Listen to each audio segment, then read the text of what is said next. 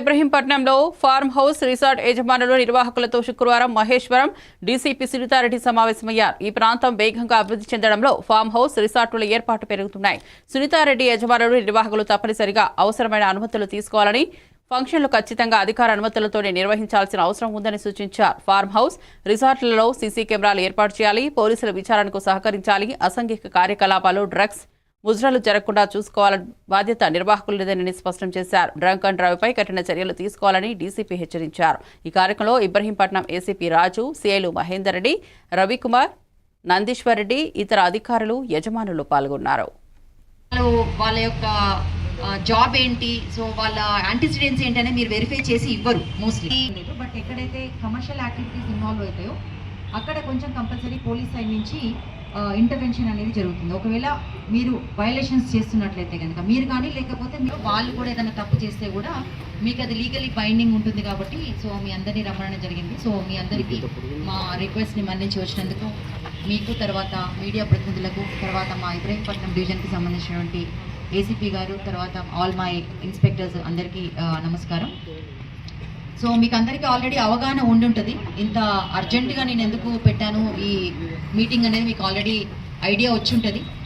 ఎప్పటి నుంచో అనుకున్నాము, అయితే మేము ఆల్రెడీ 6 months నుంచి ఒక ప్రాసెస్ స్టార్ట్ చేసాము.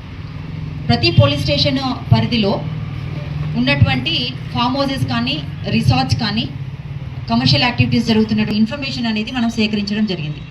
అక్కడ ఉన్నటువంటి ఆర్గనైజర్ ఎవరు, సూపర్వైజర్ ఎవరు, అక్కడ ఎన్ని రూమ్స్ ఉంటాయి, వాళ్ళు చేస్తున్నటువంటి యాక్టివిటీస్ ఏంటి అనేది మేము బేసిక్గా కొంచెం డేటా ఆల్రెడీ మేము 6 months నుంచి తీసుకోవడం జరిగింది.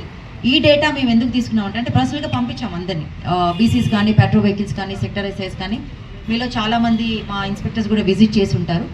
ఆ డేటా తీసుకోవడానికి గల ముఖ్య కారణం ఏంటి అని అంటే, ఒక అప్లికేషన్ రాచకొండ కమిషనరేట్ పరిధిలో ఒక ఆన్లైన్ అప్లికేషన్ అనేది ఒకటి డెవలప్ చేపిస్తున్నారు మా CP sir Sudheer Babu IPS గారు.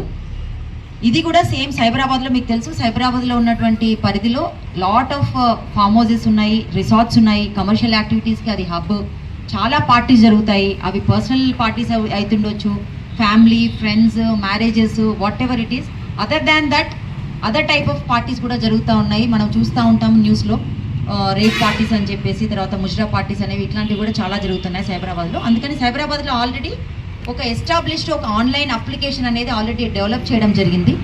సో సేమ్ దాన్ని మానిటర్ అంటే ఏమేమి ఇన్కమ్ రిసోర్స్ లాగా మీరు కూడా చాలామంది రీసెంట్ ఫ్రెండ్స్, కొలీగ్స్, ఫ్యామిలీస్ అందరు కలిసి వీకెండ్స్ బుక్ చేసుకోవడం అనే వస్తుంది. వాళ్ళు ఒక్కరే వస్తారని మనం చెప్పడానికి లేదు, మీరు కూడా వాళ్ళ యొక్క జాబ్